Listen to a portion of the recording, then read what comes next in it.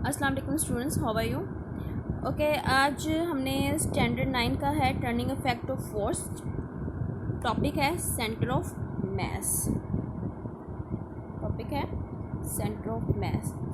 Okay, अब एक चीज़ observe की जाती है कि फॉर एग्जांपल एक गोल बॉल है, ठीक है, उसका मास जो है सेंटर की तरफ मूव करता है, मूव नहीं करता, सॉरी, कन्फाइंड करता है, ठीक है। कन्फाइंड यानी महदूद होता है। अगर इस सेंटर पॉइंट पे हम मारें फोर्स, ठीक है, अगर हम फोर्स लगाएं तो ये पूरी की पूरी बॉडी मूव कर कर जाएगी बिल्कुल स्ट्रेट लाइन के अंदर। अगर हम इसके सेंटर पे फोर्स लगाएं तो ये स्ट्रेट लाइन पे जो है वो मूव कर जाएगी। लेकिन अगर हम यहाँ कहीं लगाएं तो ये स्ट्रेट लाइन पे फोर्स मूव नहीं करेगी।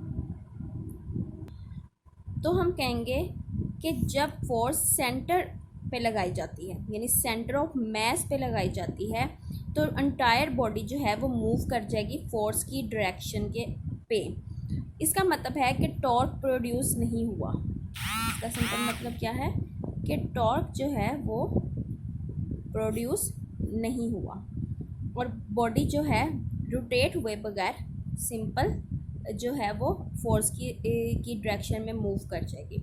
अब वो कहता है कि आप कंसीडर करें कि हमारे पास दो पार्टिकल्स हैं ए एंड बी। हमारे पास दो बॉडीज़ हैं A and B. For example मैं इस स्मॉल को जो है स्मॉल बॉल को मान लेती हूँ ए, और हमारे पास एक लार्ज बॉल है, यानी कि इसके कंपेयर में ये थोड़ी सी बड़ी है और ये एक स्ट्रेट रॉड से आपस में जुड़े हुए हैं। मैं कहती हूँ कि एक इसकी सेंटर ऑफ बॉडी एक पॉइंट है जिसे हम कहते हैं ओ। अगर मैं यहाँ पे फोर्स लगाऊंगी, ठीक है, अगर मैं यहाँ पे फोर्स लगाऊंगी तो ये बॉडी सीधी मूव कर जाएगी, यानी कि बिल्कुल इस तरह चली जाएगी। फॉर एग्जांपल ये हमारे पास एक रॉड है, तो अगर मैं यहाँ पे फोर्स लगाऊंगी तो ये सीधी चली जाएगी, आगे की तरफ चली जाएगी, यानी कि बिल्कुल स्ट्रेट। जैसे फॉर एग्जांपल मैं कहती हूँ ये सेंटर है तो इसे स्ट्रेट ही जाना चाहिए।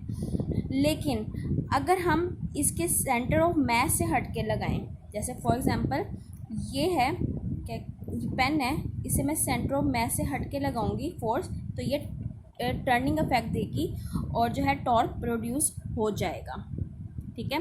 यानी कि मैं कहती हूँ कि अगर मैं स्ट्रेट बॉडी को यहाँ पे फोर्स लगाऊंगी तो यहाँ पे फोर्स लगाने पे क्या होगा कि ये इस तरफ मूव करेगी। जैसे कि पहले से सीधा जाना चाहिए था तो ये सीधा नहीं गई, सीधा पहले जब हमने सेंटर ऑफ मास पे फोर्स लगाई थी तो ये सीधा मूव कर गया था, पर अब ये सीधा मूव नहीं करेगा, ये थोड़ा सा टिल्ट हो जाएगा। और अगर इसी तरह मैं पॉइंट ओ से थोड़ा सा नीचे की तरफ फोर्स लगाऊं, यानी कि हमारा ये पॉइंट ओ है, पहले मैंने यहाँ फोर्स लगाई है, अब मैं जो है इस तरफ फोर्स लगाऊं तो क्या होगा कि पहले ये चीज़ मूव की थी, अब क्या होगा कि ये चीज़ इस तरह मूव कर जाएगी। इसका मतलब है कि सेंटर ऑफ मास के ऊपर जब फोर्स लगाएंगे तो वो डायरेक्शन ऑफ जो है फोर्स की तरफ टुवर्ड मूव कर जाएगी, रैदर देन कि वो टॉर्क प्रोड्यूस करे या टर्निंग इफेक्ट लाए। और वो कहते हैं, अब वो क्या कहता है कि सेंटर ऑफ द मास जो है सेंटर ऑफ द मास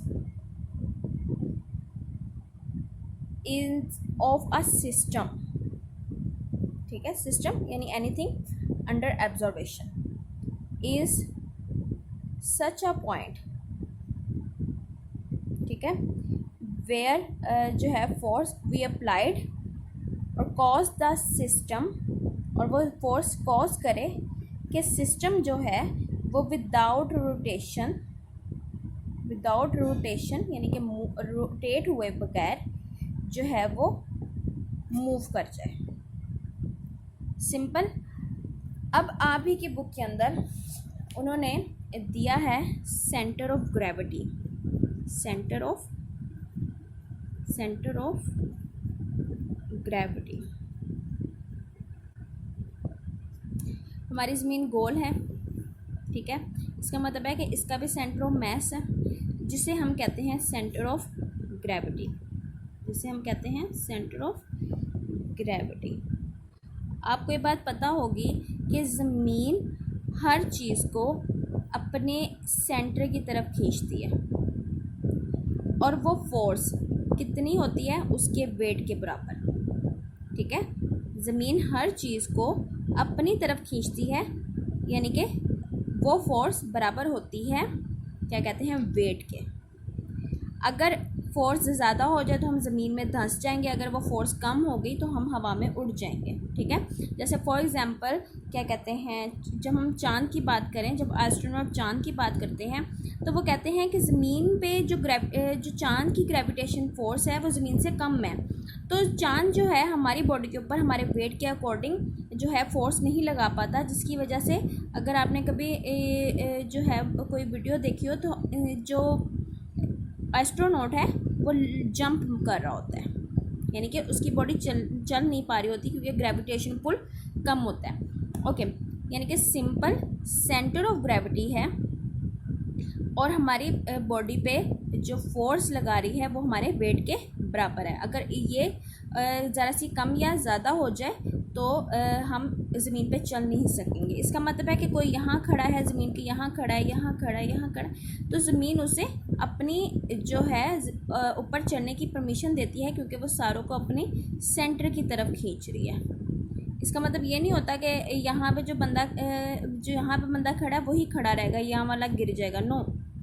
ये ज़मीन उसे जो है अपनी तरफ स्ट्रॉन्गली पुल कर रही होती है कि वो चल सके या खड़ा रह सके।